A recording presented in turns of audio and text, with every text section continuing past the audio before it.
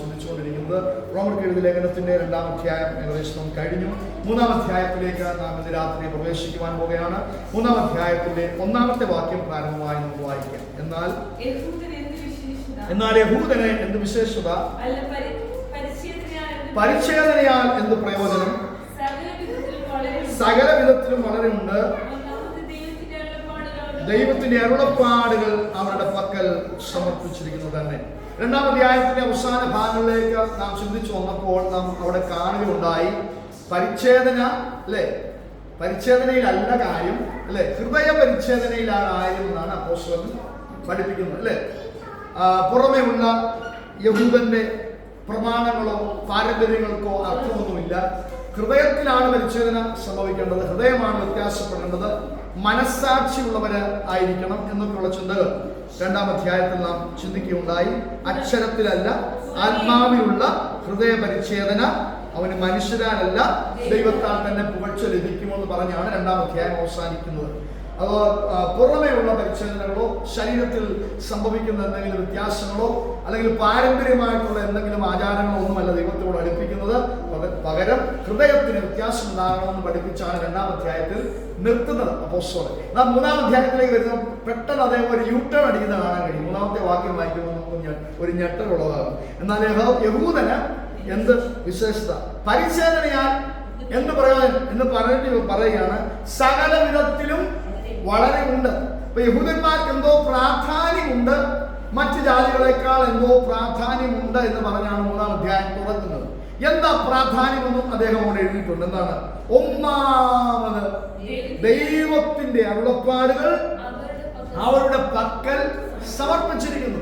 ഒരു ജാതിക്കും ലഭിക്കാത്ത, ഒരു വംശത്തിനും ലഭിക്കാത്ത ദൈവത്തിന്റെ അരുളപ്പാടുകൾ ലഭിച്ച ഒരു കൂട്ടമാണ് യഹൂദൻ അല്ലെങ്കിൽ ഇസ്രായേൽ എന്ന് പറയുന്നത്. അതാണ് അവരുടെ സവിശേഷത. ദൈവത്തിന്റെ അരുളപ്പാടുകൾ ആദ്യമായി ലഭിച്ചവർ. നാം ദൈവത്തിന്റെ അരുളപ്പാടുകൾ ഇപ്പോൾ പ്രാപിക്കുന്നുണ്ടെങ്കിൽ നാം പ്രാപിക്കുന്നതിന് മുമ്പ് നമുക്ക് ലഭിക്കപ്പെടുന്ന ഈ വചന വെളിപ്പാടുകൾ, അരുളപ്പാടുകൾ, ദർശനങ്ങൾ ഒക്കെ മുമ്പ് ആർക്ക് ഇത് ലഭിച്ചിരുന്നു? ദൈവത്തിന് ഇസ്രായേലിന്, യഹൂദന് ലഭിച്ചിരുന്നു. അത് തുടക്കം കുറിച്ചത് ആരിലായിരിക്കും? അബ്രഹാമിലാണ് അല്ലെ. അതിനു മുമ്പ് ആദമിനെ ദൈവം കാണുന്നുണ്ട്. എന്നാൽ അബ്രഹാമിലാണ് ഒരു ജാതി ഉളവാകുന്നത് ചിന്ത ദൈവം അബ്രഹാമിനാണ് കൈമാറുന്നത് നമുക്ക് കാണാൻ കഴിയുന്നുണ്ട്. അബ്രഹാമിനെ ദൈവം വിളിച്ച് വാതിരിക്കുന്നത് നമുക്ക് കാണാൻ കഴിയുന്നുണ്ട്. അപ്പോസ്തല പ്രവൃത്തികൾ 7-ാം അധ്യായത്തിന്റെ 35 മുതൽ 38 വരെയുള്ള വാക്യങ്ങളിൽ മോശയുടെ തെരഞ്ഞെടുപ്പിനെ കുറിച്ചും അവിടെ നമുക്ക് കാണാൻ കഴിയുന്നുണ്ട്. അപ്പോസ്തല പ്രവൃത്തികൾ 7-ാം അധ്യായം 35 മുതൽ 38 വരെയുള്ള വാക്യങ്ങൾ വായിക്കുമ്പോൾ, നിന്നെ അധികാരിയും ന്യായകർത്താവുമാക്കിയതാണെന്നിങ്ങനെ അവർ തള്ളിപ്പറഞ്ഞ ഈ മോശയെ അധികാരിയും വീണ്ടെടുപ്പുകാരനും ആക്കി അയച്ചു. ഏതെങ്കിലും രീതിയിൽ, ഏതെങ്കിലും മേഖലകളിൽ, ജോലി മേഖലകളായിക്കോട്ടെ, ഏതെങ്കിലും മേഖലകളായിക്കോട്ടെ, നിന്ന അനുഭവിക്കുന്നുണ്ടെങ്കിൽ, പരിഹാസം അനുഭവിക്കുന്നുണ്ടെങ്കിൽ, മോശയും അതുപോലെ അതിൽ കൂടെ കടന്നുപോയ വ്യക്തിയാണ്. നിന്നെ ആരാണ് ഞങ്ങൾക്ക് അധികാരിയാക്കിയത്, ന്യായകർത്താവാക്കിയതെന്ന് ചോദിച്ചിടത്ത് ദൈവം എന്ത് ചെയ്തു? മുൾപ്പടപ്പിൽ അവന് വേണ്ടി പ്രത്യക്ഷനായി. ഹല്ലേലൂയ. ഒരിക്കലും ന്യായാധിപനായി മാറുമെന്ന് അവൻ ചിന്തിച്ചില്ല, അധികാരിയായി മാറുമെന്നും ചിന്തിച്ചില്ല. ഈ ചോദ്യത്തിന്റെ മുമ്പിലാണ് അവൻ ഇസ്രായേലിൽ നിന്ന് ഓടി രക്ഷപ്പെടുന്നത്. 40 വർഷം ഇത്രോവിന്റെ ആടുകളെ മേയിച്ചുകൊണ്ട് അവൻ മരുഭൂപ്രയാണത്തിലായിരുന്നു. എന്നാൽ ദൈവത്തിന്റെ സാന്നിധ്യം ഇറങ്ങി വന്നു, മുൾപ്പടർപ്പ് ഇറങ്ങി വന്നു. ദൈവത്തിന്റെ പർവ്വതമായ ഹോരേബിലെത്തിയപ്പോൾ മുൾപ്പടർപ്പ് കത്തുന്ന സാധാരണമായ കാഴ്ച അവൻ കാണുകയും ദൈവത്തിന്റെ ദൂതൻ അതിൽ നിന്ന് അവനോട് സംസാരിക്കുകയും ചെയ്ത് അവനെ അധികാരിയാക്കി മാറ്റുകയാണ്. ഏത് ഉദ്ദേശത്തിന് വേണ്ടി, ഏത് ദൈവപദ്ധതിക്ക് വേണ്ടി ദൈവം മോശയെ തെരഞ്ഞെടുത്തോ അതേ പദ്ധതിയിലേക്ക് വർഷങ്ങൾക്ക് ശേഷം താൻ മറന്നു കഴിഞ്ഞപ്പോൾ, ഹല്ലേലൂയ, താൻ അതിനെ കുറിച്ച് ചിന്തിക്കാതിരിക്കുമ്പോൾ ദൈവത്തിന്റെ പ്രവൃത്തി വെളിപ്പെട്ട് അവനെ അധികാരിയാക്കി മാറ്റുകയാണ്. അങ്ങനെയെങ്കിലും രാത്രി നമുക്കൊരു ദൂതുണ്ട്. വർഷങ്ങൾക്ക് മുമ്പ് നമ്മളോട് സംസാരിച്ച ആലോചന, ദൂതുകൾ നടക്ക സാധ്യതയില്ലെന്ന് നമ്മൾ അടച്ചു വച്ച ചില മണ്ഡലങ്ങൾ ഇന്ന് രാത്രി പരിശുദ്ധാത്മ പറയാണ്, ചിലപ്പോൾ ഭാവിയിൽ അത് തുറക്കപ്പെടാൻ സാധ്യതയുണ്ട്. Price the Lord. ഹല്ലേലൂയ. നമ്മളിത് സംഭവിക്കത്തില്ലെന്ന് ചിന്തിച്ചത് ഒരിക്കൽ നടക്കത്തില്ലെന്ന് ചിന്തിക്കുന്നത് ചിലപ്പോൾ നാളുകൾക്ക് ശേഷം ദൈവം ഒരു വിടുതൽ അയച്ച് ഒരു അത്ഭുതം വെളിപ്പെടുത്തി അതിലേക്ക് നമ്മെ മടക്കിക്കൊണ്ടുവരാൻ സാധ്യതയുണ്ട്. അത് ശുശ്രൂഷയായിരിക്കാം, അല്ലെങ്കിൽ ഏതെങ്കിലും പട്ടണത്തിൽ നാം കടന്നു പോകുന്നതായിരിക്കാം, ഒരു ജോലി മേഖലകളായിരിക്കാം. ദൈവം സംസാരിച്ചിട്ടുള്ളതാണെങ്കിൽ, ദൈവം വാഗ്ദത്തം പറഞ്ഞിട്ടുള്ളതാണെങ്കിൽ എത്ര വർഷം കഴിഞ്ഞാലും അത് നിവർത്തീകരിക്കാൻ ദൈവം ഇറങ്ങി വരുന്ന ഒരു സമയമുണ്ട്. Price the Lord. നാം മറന്നു കഴിഞ്ഞാലും കളഞ്ഞാലും ദൈവം ഇറങ്ങി വന്ന് അതിനെ തിരികെ നൽകുന്ന ഒരു സമയമുണ്ട്. അതാണ് മോശയുടെ ജീവിതത്തിൽ സംഭവിച്ചെന്ന് കാണാൻ കഴിയും. എന്തിനാണ് പറഞ്ഞു വരുന്നത്?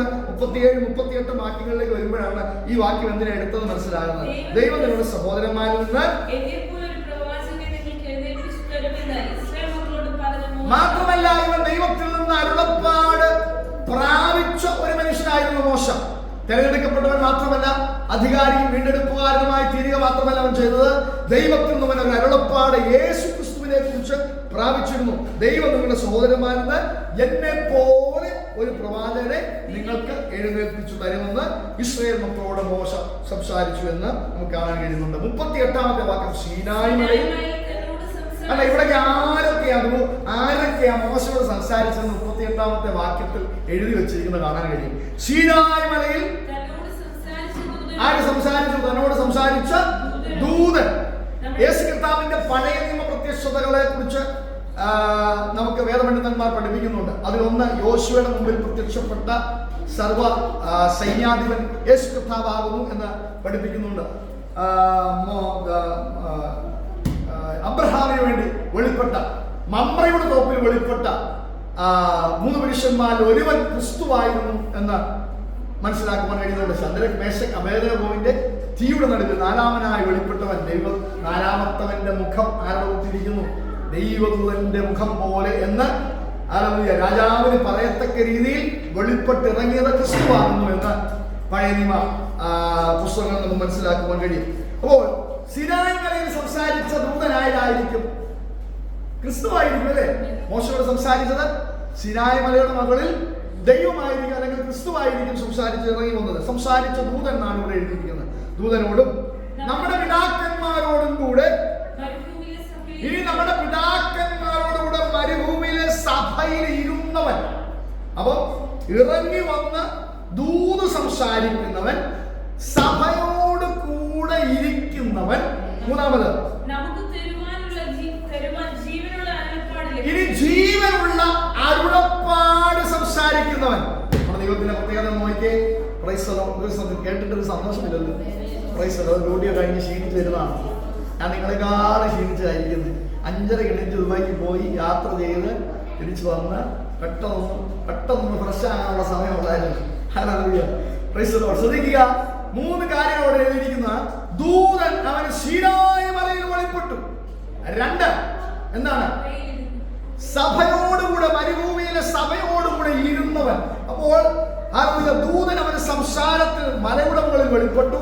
സഭയിലെ മരുഭൂമിയിലെ സഭയോടുകൂടെ ദൈവം ഇരുന്നു. മാത്രമല്ല 3ാമത് ജീവനുള്ള അരുളപ്പാട് സംസാരിക്കുന്ന ദൈവം. നമ്മുടെ ദൈവം എത്ര വിശ്വസ്തനാണെന്ന് നോക്കിയേ. ഹല്ലേലൂയ. ഇപ്പോൾ നാം കേട്ടതുപോലെ നമ്മുടെ യാത്രകളിൽ, നമ്മുടെ മരുഭൂപ്രയാണത്തിൽ നമ്മോട് കൂടെ ഇരിക്കുന്ന, സഭയോട് കൂടെ ഇരിക്കുന്ന ഒരു കർത്താവ്, വിശേഷമായ വെളിപ്പാടുകളും ആലോചനകളും നമുക്ക് നൽകുന്ന ദൈവം. മാത്രമല്ല അരുളപ്പാടുകൾ പ്രസ്താവിക്കുന്ന ദൈവം, ജീവനുള്ള അരുളപ്പാടുകൾ സംസാരിക്കുന്ന ഒരു ദൈവമാണ് നമുക്കുള്ളത്. ഈ അരുളപ്പാട്, ഈ കൽപ്പനകൾ, 10 കൽപ്പനകൾ ആർക്കാണ് ദൈവം കൈമാറുന്നത്? ശിരായുടെ മലമുകളിൽ 40 രാവും 40 പകലും ദൈവത്തോടൊപ്പം സമയം ചെലവഴിച്ച, മലമുകളിലേക്ക് കയറിപ്പോയ മോശ മരിച്ചു കാണുമെന്ന് ദൈവജനം സംശയിച്ചു കൊണ്ടിരിക്കുമ്പോൾ, അവന്റെ മുഖത്തെ പ്രകാശത്തിലേക്ക് നോക്കുവാൻ കഴിയാതെ, അവന്റെ ത്വക്ക് പ്രകാശിക്കുന്നത് കണ്ടിട്ട് അവൻ ഒരു മൂടുപട വിടത്തക്ക രീതിയിൽ ദൈവസാന്നിധ്യം അനുഭവിച്ച് ദൈവകൽപ്പനകളുമായി ഇറങ്ങി വന്ന, അരുളപ്പാടുകളുമായി ഇറങ്ങി വരുന്ന മോശയെ അവിടെ നമുക്ക് കാണാൻ കഴിയും. അപ്പോൾ ആദ്യത്തെ അരുളപ്പാട് ലഭിച്ച ഒരു വംശമാണ് യഹൂദൻ. അവിടെ ഇസ്രായേൽ തുടങ്ങുകയാണ്. അവൻ ദൈവത്തിന്റെ അരുളപ്പാടുകൾ ലഭിച്ചവരാണ്. ഹല്ലേലൂയ. 1 പത്രോസ് 4-ാം അധ്യായത്തിന്റെ 11-ാമത്തെ വാക്യത്തിൽ അരുളപ്പാടുകളെ കുറിച്ച്, ദൈവത്തിന്റെ അരുളപ്പാടുകൾ എന്നുള്ള വിഷയമാണ് നാം ചിന്തിക്കുന്നത്. കാരണം ദൈവത്തിന്റെ അരുളപ്പാടുകൾ ആദ്യമായി ലഭിച്ചത് യഹൂദ വംശത്തിന്, ഇസ്രായേലാണെന്ന് നാം കേട്ടു കഴിഞ്ഞു. 1 പത്രോസ് 4-ന്റെ 11-ാമത്തെ വാക്യം, ഒരുത്തൻ പ്രസംഗിക്കുന്നുവെങ്കിൽ ദൈവത്തിന്റെ അരുളപ്പാട് പ്രസ്താവിക്കുന്നു. ഹല്ലേലൂയ. ഞാൻ നിങ്ങളോട് പ്രസംഗിച്ചു കൊണ്ടിരിക്കുക, അല്ല പ്രസാദോ ഷാജിബദോ പ്രസംഗിച്ചു കൊണ്ടിരിക്കുകയാണ്. ആര് പ്രസംഗിച്ചാലും എന്താണ് വെളിപ്പെടുന്നത്? ദൈവത്തിന്റെ അരുളപ്പാടുകൾ പ്രസ്താവിക്കുന്നത് പോലെയും പ്രാപ്തിക്കൊത്തവണ്ണമാകട്ടെ. ഇപ്പോഴത്തെ കാലഘട്ടത്തിലെ ശുശ്രൂഷകളൊക്കെ കണ്ടു കഴിഞ്ഞാൽ നമുക്ക് സംശയം തോന്നും, അല്ലേ? അഡ്ജസ്റ്റ്മെന്റുകളാണോ, നേരത്തെ പറഞ്ഞു വെച്ചിരുന്നതാണോ എന്നൊക്കെ സംശയം ഉണ്ടാകുന്ന, അങ്ങനെയൊക്കെ ചെയ്യുന്ന ഒരു കാലഘട്ടത്തിലാണ് നാം ജീവിക്കുന്നത്. ഇവിടെ അപ്പോസ്തലൻ പറയാണ് പ്രാപ്തിക്കൊത്തവണ്ണം. ഹല്ലേലൂയ. പ്രവചിക്കാനുള്ള ദൈവത്തിന്റെ കൃപ ലഭിച്ചെങ്കിലേ പ്രവചിക്കാവൂ. ദൈവം ഒരു ദൂത് തരാതെ അത് സംസാരിക്കരുത്. ദൈവം ഒരു ആലോചന പറയാതെ അത് സംസാരിക്കരുത്. പ്രാപ്തിക്കൊത്തവണ്ണം പ്രവചിക്കുവാൻ കഴിയുന്നവൻ അങ്ങനെ, അന്യഭാഷ സംസാരിക്കുവാൻ കഴിയുന്നവൻ അങ്ങനെ, വ്യാഖ്യാനിക്കുവാൻ കഴിയുന്നവൻ അങ്ങനെ, പ്രാപ്തിക്കൊത്തവണ്ണം ശുശ്രൂഷിക്കുക. ദൈവം നൽകുന്ന പ്രാപ്തിക്കൊത്തവണ്ണം. ഇത് ആരാ തരുന്നത്? നമുക്ക് ആഗ്രഹിക്കാം, അല്ലേ? പക്ഷെ തരുന്നത് ആരാ? ദൈവം തരുന്ന പ്രാപ്തിക്കൊത്തവണ്ണം ശുശ്രൂഷിക്കണം. മാത്രമല്ല, ഒരുവൻ വചനം സംസാരിക്കുന്നതിൽ ദൈവത്തിന്റെ അരുളപ്പാടുകൾ പ്രസ്താവിക്കുന്നതായി ഹല്ലേലൂയ മനസ്സിലാക്കുക. എല്ലാത്തിനും ദൈവം യേശു ക്രിസ്തു മൂലം മഹിമപ്പെടുവാൻ. അപ്പൊ അരുളപ്പാടുകൾ പുതിയ നിയമസഭയ്ക്കുണ്ട്. ഹല്ലേലൂയ. പഴയ നിയമത്തിൽ മലയുടെ മുകളിൽ മോശയ്ക്ക് വെളിപ്പെട്ടതിന് ശേഷം കൽപ്പനകൾ അവന് കൈമാറി, അല്ലെ? അരുളപ്പാടുകൾ ആദ്യമായി ഒന്നാമതായി ഇസ്രായേൽ ജനത്തിന് ലഭിക്കുന്നുവെന്ന് കാണാൻ കഴിയുന്നു. എന്നാൽ അതേ ദൈവം ഇന്ന് രാത്രി ഈ ഹോളിൽ നാം ആരാധിക്കുമ്പോൾ ഇവിടെയും ജീവിക്കുന്ന ദൈവമാണ്. ഹല്ലേലൂയ. ഇന്നലകളിലെ ദൈവം, ഇന്നിന്റെ ദൈവം, നാളെയും ജീവിക്കുന്ന ദൈവം. ഹല്ലേലൂയ.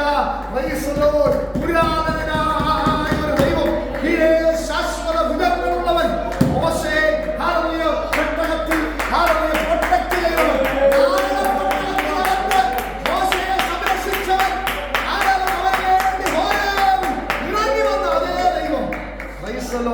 ഇന്ന് രാത്രി ഇതിനകത്തും സംസാരിക്കുന്നുണ്ട്. ഇന്ന് രാത്രി ആരും കൂടെ സംസാരിക്കുന്നത് ഒന്ന് വിശ്വസിക്കാമോ? നിങ്ങൾക്ക് ആരും കൂടെ സംസാരിക്കുന്നത്, നിങ്ങളോട് സംസാരിക്കുന്ന, വചനം സംസാരിക്കുന്ന എന്നിൽ കൂടെ ഇന്ന് രാത്രി ദൈവത്തിന്റെ അരുളപ്പാട് വെളിപ്പെടുകയാണ്.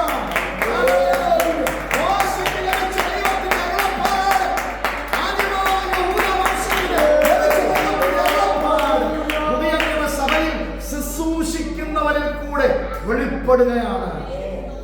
ഹല്ലേലൂയ. എത്ര പേർക്ക് വിശ്വാസമുണ്ടത്? Praise the Lord. യോഹന്നാൻ സുവിശേഷം 1-ാം അധ്യായത്തിന്റെ 45-ാമത്തെ വാക്യത്തിലേക്ക് വരാം. ഹല്ലേലൂയ. അവിടെ ഒരു മനുഷ്യൻ നമുക്ക് കാണാൻ കഴിയുന്നുണ്ട്. 1:45. ഫിലിപ്പോസ് കർത്താവിനെ കണ്ടതിന് ശേഷം നദനേലിനെ കാണുമ്പോൾ, ഫിലിപ്പോസ് നദനേലിനെ കണ്ടവനോട് പറയുന്ന പദമാണ് ന്യായപ്രമാണത്തിൽ മോശയും. അപ്പൊ ന്യായപ്രമാണങ്ങൾ വായിക്കുന്നവരായിരുന്നു. ദൈവത്തിന്റെ അരുളപ്പാടുകളാണ് ന്യായപ്രമാണത്തിലുള്ളതെന്ന് അവർക്ക് വ്യക്തമായി മനസ്സിലാക്കിയിരുന്നു. അതുകൊണ്ട് ന്യായപ്രമാണത്തിൽ മോശയും പ്രവാചകന്മാരും എഴുതിയിരിക്കുന്നവനെ കണ്ടെത്തിയിരിക്കുന്നു. കണ്ടോ, ഇതെങ്ങനെയാ തിരിച്ചറിഞ്ഞത്? ന്യായപ്രമാണത്തിൽ എഴുതപ്പെട്ട അരുളപ്പാട് മോശയും പ്രവാചകന്മാരും എഴുതി വച്ചിരിക്കുന്ന യേശു കർത്താവിനെ ഹല്ലേലൂയ ഫിലിപ്പോസ് കണ്ടിട്ട് നദനേലിൽ പറയാണ്, ഹല്ലേലൂയ, വചനത്തിൽ എഴുതി വച്ചിരിക്കുന്ന ഒരു മനുഷ്യനില്ലേ, ആ മനുഷ്യനെ ഞാൻ കാണുവാനിടയായി തീർന്നു. ഹല്ലേലൂയ. എവിടുന്ന് അവന് അരുളപ്പാട് ലഭിച്ചത്? എവിടുന്ന് അവൻ ആ ദർശനം കൊടുത്തത്? ദൈവമാണ് ആ ദർശനം കൊടുത്തത്. അരുളപ്പാടുകൾ ഉണ്ടായിരുന്ന ഹല്ലേലൂയ ഹല്ലേലൂയ പഴയ നിയമത്തിലുള്ള വാഗ്ദത്ത വചനങ്ങളെ പ്രവാചകന്മാർ എഴുതി വച്ചിരുന്ന ഹല്ലേലൂയ വാഗ്ദത്ത വചനങ്ങളെ ധ്യാനിച്ചു കൊണ്ടിരുന്നവൻ യേശുവിനെ കണ്ടപ്പോഴേ മനസ്സിലായി അവനാണ് ക്രിസ്തു. ഹല്ലേലൂയ. പ്രവാചകന്മാർ എഴുതി വച്ചിരുന്നവൻ, മോശ എഴുതി വച്ചിരുന്നവൻ, അവനെ ഞാൻ കണ്ടെത്തിയിരിക്കുന്നു.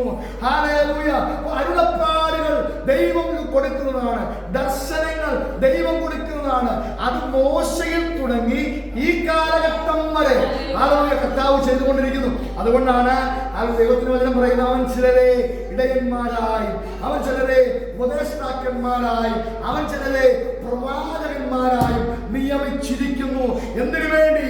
ദൈവജനത്തിന് ആവശ്യമാകുന്ന ദൈവത്തിന്റെ അരുളപ്പാടുകൾ ഓരോ കാലഘട്ടത്തിൽ അവർക്ക് കൈമാറേണ്ടതിന് ദൈവം നിയമിച്ചാക്കിയിരിക്കുന്ന പുതിയ നിയമ ശുശ്രൂഷകന്മാരുണ്ട്.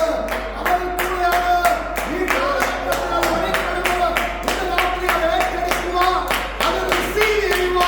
ദൈവസഭയ്ക്കുള്ള ദൂത്, കുടുംബങ്ങൾക്കുള്ള ദൂത്. Praise God. അത് പ്രസംഗിക്കുമ്പോൾ മാത്രം വെളിപ്പെടണമെന്നില്ല.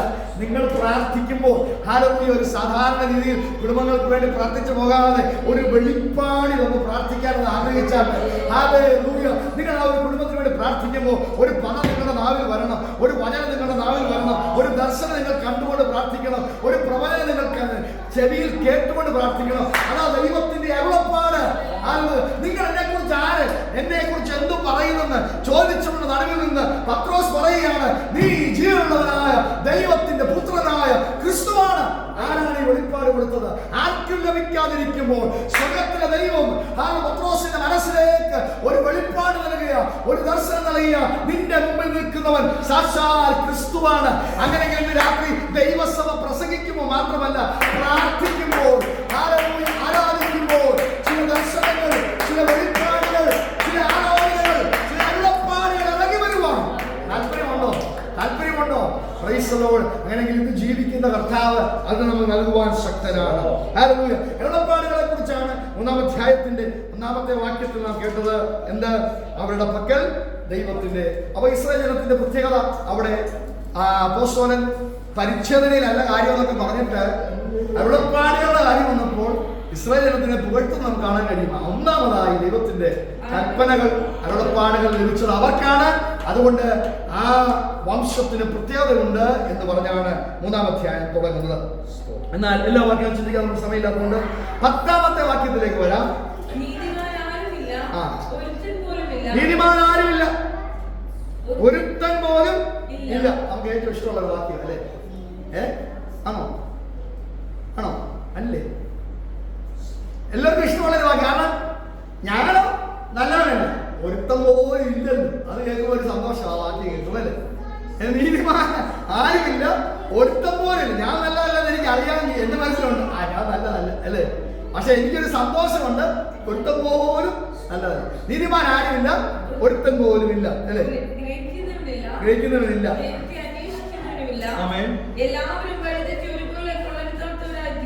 അപ്പോസ്തലനായ പൗലോസ് അവർക്ക് എഴുതുമ്പോൾ അദ്ദേഹത്തിന് കിട്ടിയ വെളിപ്പാട് ഒരുത്തനും നീതിമാനല്ല എന്നുള്ള വെളിപ്പാട് സംവത്സരങ്ങൾക്ക് മുമ്പ് സങ്കീർത്തനക്കാരൻ ലഭിച്ചിരിക്കുന്നു. സങ്കീർത്തന 14-ാം അധ്യായത്തിന്റെ 1 മുതൽ 4 വരെയുള്ള വാക്യങ്ങൾ നാം വായിക്കുമ്പോൾ സങ്കീർത്തനക്കാരനും അതേ വെളിപ്പാട് എഴുതി വച്ചിരിക്കുകയാണ്. നോക്കണമേ, ദൈവം കൊടുക്കുന്ന ആലോചന എത്ര കണക്റ്റഡ് ആണെന്ന് നോക്കിയേ അല്ലേ? 2 പേരും 2 കാലഘട്ടത്തിൽ 2 സമയത്ത് ജീവിച്ചിരുന്ന ആൾക്കാരാണ്. അപ്പോൾ അവരുടെ ഹൃദയത്തിൽ ദൈവം കൊടുത്ത വെളിപ്പാട് നോക്കിയത്, ദൈവമില്ല എന്ന് ഉടൻ തന്നെ ഹൃദയത്തിൽ പറയുന്നു. അവർ വശവന്മാരായി നന്മ ചെയ്യുന്നവൻ ആരുമില്ല, നന്മ ചെയ്യുന്നവൻ ആരുമില്ല. Price the Lord. ദൈവത്തെ എന്ന് പറഞ്ഞിട്ട് 2-ാമത്തെ വാക്യം പറയാണ്, ദൈവത്തെ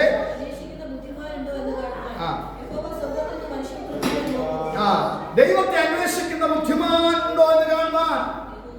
അപ്പോൾ നീതിമാൻ ആരുമില്ല, ഒരുത്തൻ പോലുമില്ല എന്ന് സങ്കീർത്തനക്കാരനും പറയുന്നു.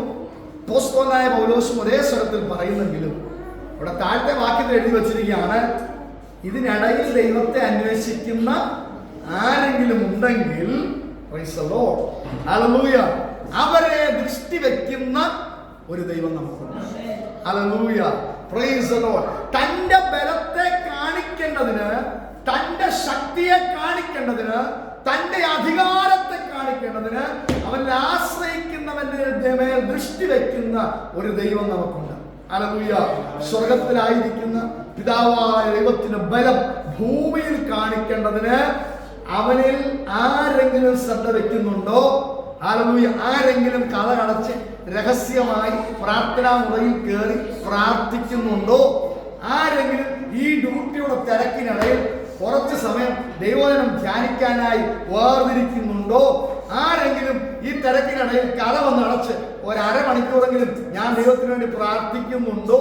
ദൈവത്തെ അന്വേഷിക്കുന്ന ബുദ്ധിമാൻ ഉണ്ടോ എന്ന് കാണുവാൻ നമ്മെ ശ്രദ്ധിച്ചുകൊണ്ടിരിക്കുന്ന ദൈവമുണ്ട്. ആ എഴുന്നേറ്റ് പല്ല് തേച്ച് പെട്ടെന്ന് ഉടുപ്പിട്ട് ഓടിപ്പോയി ഡ്യൂട്ടി ചെയ്ത് തിരിച്ചു വന്ന് പിന്നെ കിടന്നുറങ്ങി അങ്ങനെ ഉള്ളവരെയാണോ ദൈവം നോക്കിക്കൊണ്ടിരിക്കുന്നത്? അല്ല. അവനെ അന്വേഷിക്കുന്ന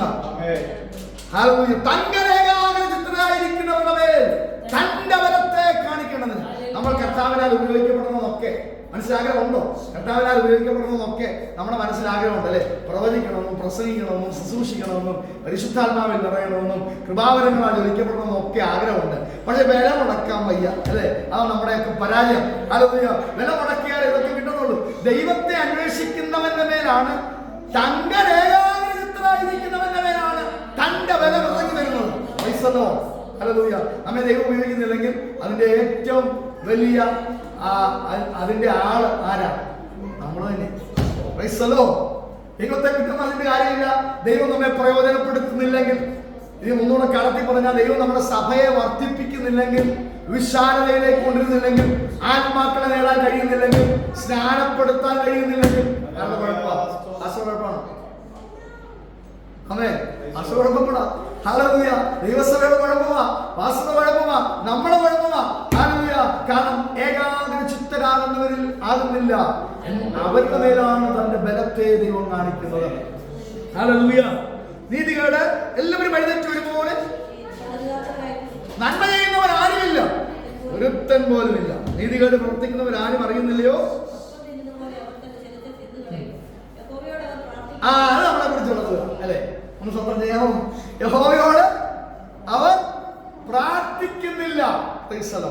ഈ ആഴ്ച ഒരമണിക്കൂറെങ്കിലും കഥ അടച്ചിരുന്ന് പ്രാർത്ഥിച്ചവരുണ്ടോ? ഇല്ല അല്ലേ? അല്ലേ? ഞാൻ എന്നെ കൂടെ ചേർത്താ പറയുന്നത്. എന്നെ കൂടെ പ്രതിക്കൂട്ടി നിർത്തിയെന്ന് പറയാം അല്ലേ? ദൈവസ്ഥയിൽ നമ്മൾ എത്ര നേരം സമയം ചെലവഴിക്കുന്നു? യഹോവയോട് പ്രാർത്ഥിക്കുന്നില്ല. പ്രാർത്ഥിക്കാത്തവരെ ദൈവം ഉപയോഗിക്കും. ദാനിയേലിന്റെ മുമ്പിൽ ദാനിയേലിന് വേണ്ടി രേഖ തിരുത്തി കുറിച്ചൊരു ദൈവം ജീവിക്കുന്നു എന്നൊക്കെ നമ്മൾ പറയാം അല്ലേ?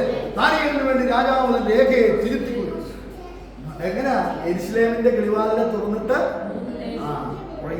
പതിവ് ചെയ്യുന്നത് പോലെ രേഖ എഴുതിയിരിക്കുന്ന അറിഞ്ഞിട്ടും പ്രാർത്ഥനയുടെ സമയം പുള്ളി കൂട്ടിയില്ല, പ്രാർത്ഥനയുടെ സമയം കുറച്ചില്ല.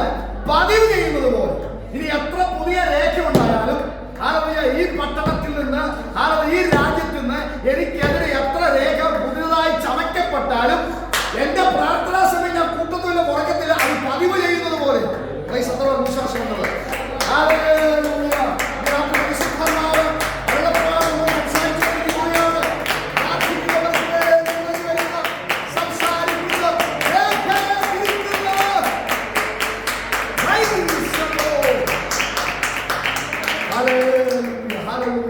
രേഖ തിരുത്തുന്ന നമുക്ക് ഇഷ്ടമാണ് അല്ലെ? ഹാമാൻ തൂങ്ങി ആടുന്നത് നമുക്ക് ഇഷ്ടമാണ് അല്ലെ? മൊർദെഖായിയെ പോലെ കുതിരപ്പുറത്ത് കയറി രാജകീയ സിംഹാസനത്തിൽ നടക്കാൻ നമുക്ക് ഇഷ്ടമാണ്. 3 ദിവസം ഉപവാസത്തോടെ ഇരിക്കാൻ ഇഷ്ടമാണോ? മൊർദെഖായി ഉപവാസത്തോടെ ഇരുന്നു. നാം കേട്ടതല്ലേ? മൊർദെഖായി പട്ടണത്തിന് വെളിയിൽ രട്ടുടുത്ത് ചാരത്തിൽ ഉപവാസത്തോടെ ഇരുന്നപ്പോൾ അരമനയിൽ മറ്റൊരുവൾ ഉപവാസത്തോടെ ഇരുന്നു. അങ്ങനെങ്കിലേ രാജസിംഹാസനത്തിൽ എത്താൻ കഴിയത്തുള്ളൂ, കുതിരപ്പുറത്ത് നടക്കാൻ കഴിയത്തുള്ളൂ.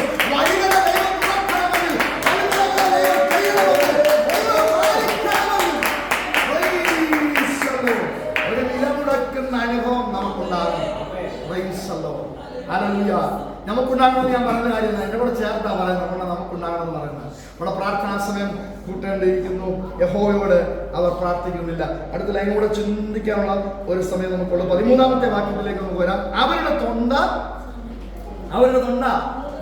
തുറന്ന ശവക്കുഴി. അവരുടെ തൊണ്ട തുറന്ന ശവക്കുഴി.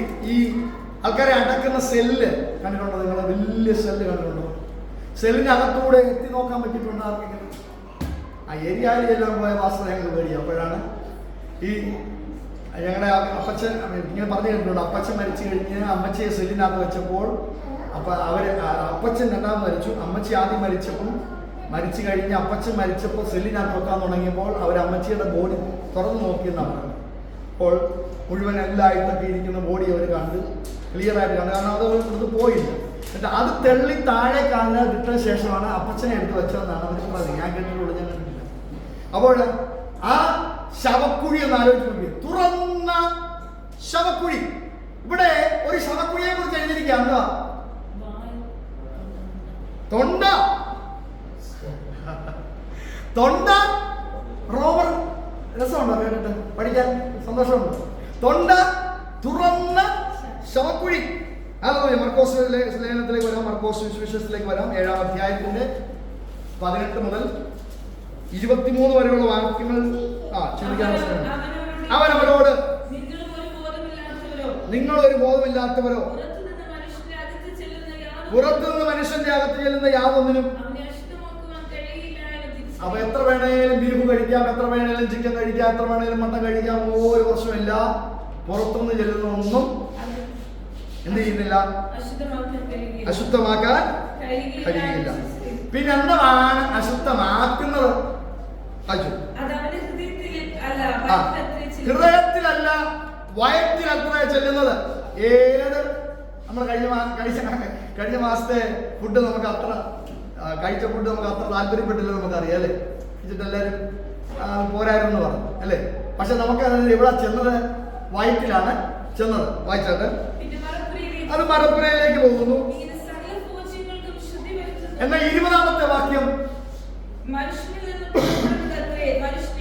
അകത്തോട്ട് പോകുന്നതല്ല പുറത്തോട്ട് വരുന്നതാണ് മനുഷ്യനെ അശുദ്ധമാക്കുന്നത്.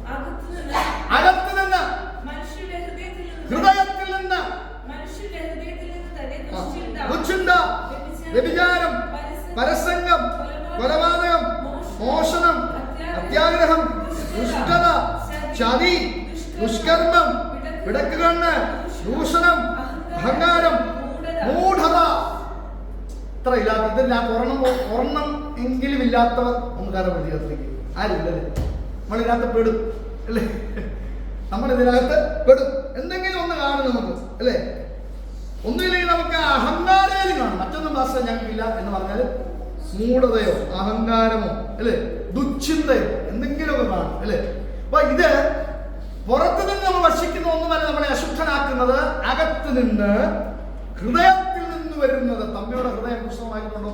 ഹൃദയത്തിൽ നിന്ന് വരുന്നതാണ് നമ്മെ അശുദ്ധനാക്കുന്നത്. ഈ ദോഷങ്ങളെല്ലാം അകത്ത് നിന്ന് പുറപ്പെട്ട്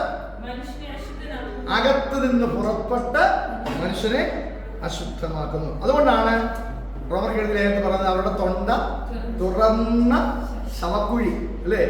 ആ തൊണ്ടയ്ക്ക് അകത്തോട്ട് നോക്കുമ്പോൾ ഹൃദയത്തിലേക്ക് വീക്ഷിക്കുമ്പോൾ എന്താ കാണാൻ കഴിയുന്നത്?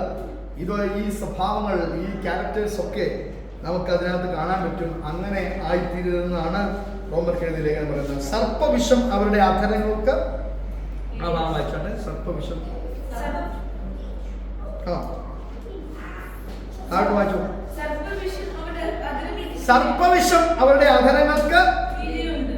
ഉൽപ്പത്തി പുസ്തകത്തിലേക്ക് ഒന്ന് വരാം. 49-ാം അധ്യായത്തിന്റെ 17-ാമത്തെ വാക്യം വായിച്ച് നാം പ്രാർത്ഥിക്കാൻ പോകുക. ഉൽപ്പത്തി പുസ്തകം 49-ന്റെ 17. ദാൻ വഴിയിൽ ഒരു പാമ്പും പാതയിൽ ഒരു സർപ്പവും ആകുന്നു. യാക്കോബ് തന്റെ പുത്രന്മാരെ വെച്ച് അനുഗ്രഹിച്ച് ബ്ലസ് ചെയ്യുന്ന ഭാഗം നമ്മൾ കഴിഞ്ഞ ആഴ്ച ചിന്തിച്ചായിരുന്നല്ലേ? അവനെ ബ്ലസ് ചെയ്തിട്ട് കാല് എടുത്തു വെച്ചിട്ട് തന്റെ പിതാക്കന്മാരോട് ചേർന്നു നാം ചിന്തിച്ചായിരുന്നല്ലേ? അപ്പൊ തന്റെ പുത്രന്മാരെയൊക്കെ അനുഗ്രഹിക്കുമ്പോൾ ദാനിനെ കുറിച്ച് പറയുന്ന ഭാഗമാണ് എഴുതിയിരിക്കുന്നത്. വഴിയിൽ ഒരു പാമ്പ്, പാതയിൽ ഒരു സർപ്പം, അവൻ കുതിരയുടെ കുതികാൽ കടിക്കും, പുറത്ത് കയറിയവൻ മലർന്ന് വീഴും. ആരെങ്കിലും തുരത്തി വീഴ്ത്താൻ താല്പര്യമുള്ള സ്വഭാവം നമ്മുടെ അകത്തുണ്ടെങ്കിൽ അതെന്താണ്? സർപ്പവിഷത്തിന്റെ സ്വഭാവമാണ്. സർപ്പവിഷം അവരുടെ അധരങ്ങളിൽ ഉണ്ട്.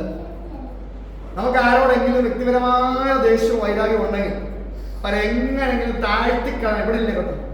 എങ്ങനെയെങ്കിലും താഴ്ത്തിക്കളയണമെന്ന് അകത്തൊരു ചിന്ത ഉണ്ടെങ്കിൽ സർപ്പവിഷം നമ്മുടെ അധരങ്ങൾക്ക് കീഴെ ഉണ്ട്. നമ്മുടെ അധരങ്ങൾ, സംസാരങ്ങൾ, ഇടപെടലുകൾ സംസാരങ്ങൾ അത് ശുദ്ധിയുള്ളതായിത്തീരണം. നമ്മുടെ അധരങ്ങളെ കൊണ്ട് നമ്മൾ ചിലരെ കൊല്ലാൻ ഇടയായിത്തീരും അല്ലെ. അധരങ്ങളുടെ പ്രത്യേകതയെ കുറിച്ച് താഴെ ചിന്തിക്കുന്നുണ്ട്, പിന്നീടുള്ള ദിവസങ്ങളിൽ ചിന്തിക്കാം.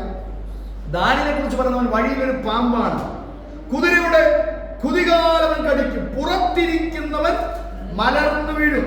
ഹല്ലേലൂയ. ആരെങ്കിലും മലർത്തി അടിക്കാൻ ഹല്ലേലൂയ സംസാരത്തിന് കഴിയും. അധരങ്ങൾക്ക് സർപ്പവിഷമുള്ളവർക്ക് ഹല്ലേലൂയ എത്ര ഉന്നതയിൽ ഇരിക്കുന്ന ആൾക്കാരെയും താഴെയിടുവാൻ കഴിയും. അതുകൊണ്ടാണ് ഹല്ലേലൂയ ജനത്തിന്റെ കാര്യത്തിൽ അപ്പോസ്തലൻ പൗലോസ് പറയാണ്, സർപ്പവിഷം അവരുടെ ആദരങ്ങൾ കീഴുണ്ട്. അപ്പോൾ നമ്മുടെ യോഹന്നാൻ സ്നാപകൻ മാത്രമല്ല കർത്താവും യഹൂദന്മാരെ കുറിച്ച് സർപ്പസന്തതികളെ എന്ന് പറഞ്ഞിട്ടുണ്ട്. മത്തായിയുടെ സുവിശേഷം 23-ാം അധ്യായത്തിന്റെ 33-ാമത്തെ വാക്യം, പാമ്പുകളെ സർപ്പസന്തതികളെ നിങ്ങൾ നരകവിധി എങ്ങനെ ഒഴിഞ്ഞു പോകണം. അപ്പോ യോഹന്നാൻ സ്നാപകൻ മാത്രമല്ല കർത്താവും വിളിക്കുകയാണ്, പാമ്പുകളെ സർപ്പസന്തതികളെ നിങ്ങൾ നരകവിധി എങ്ങനെ ഒഴിഞ്ഞു പോകും. കാരണം അവർ ഈ പ്രതിസന്ധികളിൽ കൂടെ അല്ലെങ്കിൽ ഈ സ്വഭാവങ്ങളിൽ കൂടെ കടന്നു പോകുന്നത് കൊണ്ട്, ദൈവത്തോടുള്ള ബന്ധത്തിൽ അവർ അകന്നു പോകുന്നതുകൊണ്ട് അവർ എന്തിന് തുല്യമായി മാറുകയാണ്? പാമ്പുകൾക്ക്, സർപ്പസന്തതികൾക്ക് തുല്യമായി മാറുകയാണ്. നമുക്കിവിടെ നിർത്താൻ നമ്മുടെ സമയം കഴിഞ്ഞു പോയല്ലോ. 25-ാമത്തെ 27-ാമത്തെ വാക്യം ചിന്തിക്കണമെന്നുണ്ട്. അടുത്ത ദിവസം ചിന്തിക്കാം. നമ്മുടെ കണ്ണുകളുടെ ദിവസം അടയ്ക്കാം. ഹല്ലേലൂയ. 2-3 കാര്യങ്ങൾ നമ്മൾ ഇന്ന് രാത്രി കേട്ടുള്ളൂ. 1, അരുളപ്പാടുകൾ, ദൈവത്തിന്റെ അരുളപ്പാടുകൾ പ്രാപിക്കുക. 2, ദൈവത്തെ അറിയുക അല്ലെ. ദൈവമില്ലെന്ന് മൂടൻ പറയുമ്പോൾ ദൈവത്തെ അന്വേഷിക്കുന്ന സ്വഭാവമുള്ളവരായി മാറും. കണ്ണുകൾ അടയ്ക്കാം. ഹല്ലേലൂയ. ദൈവമില്ലെന്ന് മൂടൻ തന്റെ ഹൃദയത്തിൽ പറയുമ്പോൾ ദൈവത്തെ അന്വേഷിക്കുന്ന സ്വഭാവമുള്ളവരായി മാറും. ദൈവത്തിന്റെ അരുളപ്പാടുകൾ റിസീവ് ചെയ്യുന്നവരായി മാറും. മാത്രമല്ല ഹല്ലേലൂയ, നമ്മുടെ അധരങ്ങളെ, ഹൃദയത്തെ സൂക്ഷിപ്പിക്കാൻ ഹല്ലേലൂയ റോമർക്ക് എഴുതുമ്പോൾ പൗലോസ് അപ്പോസ്തലൻ ഉപദേശിക്കുകയാണ്. ഹല്ലേലൂയ, സർപ്പവിഷങ്ങൾ പോലുള്ള അധരങ്ങൾ പാടില്ല. ഹല്ലേലൂയ, വിഷം ചീറ്റുന്ന സംസാരങ്ങൾ പാടില്ല. Hallelujah, praise the Lord. Hallelujah, നമ്മുടെ ഹൃദയത്തിൽ നിന്ന് ഹല്ലേലൂയ ദൈവഹിതമില്ലാത്തത് പുറത്തു വരാൻ പാടില്ല. അത് നമ്മെ അശുദ്ധരാക്കാൻ പാടില്ല എന്നൊക്കെ റോമരോട് അപ്പോസ്തലനായ പൗലോസ് സംസാരിക്കുന്നത്, പരിശുദ്ധാത്മാവ് സംസാരിക്കുന്നത് കാണാൻ കഴിയും. ഹല്ലേലൂയ. ഇത് രാത്രി കേട്ടതിന് മുമ്പേ നമ്മെ സമർപ്പിക്കാം. നമ്മുടെ കുറവുകളെ കുറിച്ച് ഓർത്താട്ടെ. Hallelujah, praise the Lord. നമ്മുടെ കുറവുകളെ നമ്മളെക്കാൾ, മറ്റുള്ളവരെക്കാൾ അധികം നമുക്കാണ് അറിയാവുന്നത്. എവിടെയാണ് നമുക്ക് വീഴ്ച പറ്റുന്നത്, എവിടെയാണ് നമുക്ക് പരാജയം സംഭവിക്കുന്നത്? നമ്മുടെ സംസാരത്തിലാണോ, പ്രവൃത്തിയിലാണോ, ചിന്തകളിലാണോ, ഇടപെടലുകളിലാണോ? കർത്താവ് ആഗ്രഹിക്കാത്ത ചിന്തകൾ നമ്മുടെ ഹൃദയത്തിൽ നിന്ന് ഏത് മേഖലകളിൽ നിന്നാണ് പുറപ്പെടുന്നെങ്കിൽ ഹല്ലേലൂയ, പുറത്തു നിന്നുള്ളതൊന്നും നമ്മെ അശുദ്ധനാക്കുന്നില്ല എന്ന് കർത്താവ് പറയുന്നു. അകത്തു നിന്ന് വരുന്നതാണ് നമ്മെ അശുദ്ധനാക്കുന്നത്. അതുകൊണ്ട് ഇന്ന് രാത്രി നമ്മുടെ ഹൃദയത്തെ, അധരങ്ങളെ ശുദ്ധീകരിക്കേണ്ട ഉത്തരവാദിത്വം നമുക്കുണ്ട്. അധരങ്ങൾ ശുദ്ധീകരിക്കപ്പെടുക മാത്രമല്ല, ഹല്ലേലൂയ, ഇസ്രായേൽ ദൈവത്തിന്റെ അരുളപ്പാടുകൾ കേട്ടുകൊണ്ടേ അരുളപ്പാടുകൾ പ്രസ്താവിക്കുന്ന അധരങ്ങളായി, അരുളപ്പാടുകൾ ദൈവത്തിന്റെ ആലോചനകൾ ചിന്തിക്കുന്ന ഹൃദയങ്ങളായി ഹല്ലേലൂയ രൂപാന്തരപ്പെടുവാൻ ഇന്ന് രാത്രി വചനം നമ്മെ സഹായിക്കുമാറാകട്ടെ. ഹല്ലേലൂയ. എല്ലാവരും പ്രാർത്ഥനയോടെ ആയിരിക്കുമ്പോൾ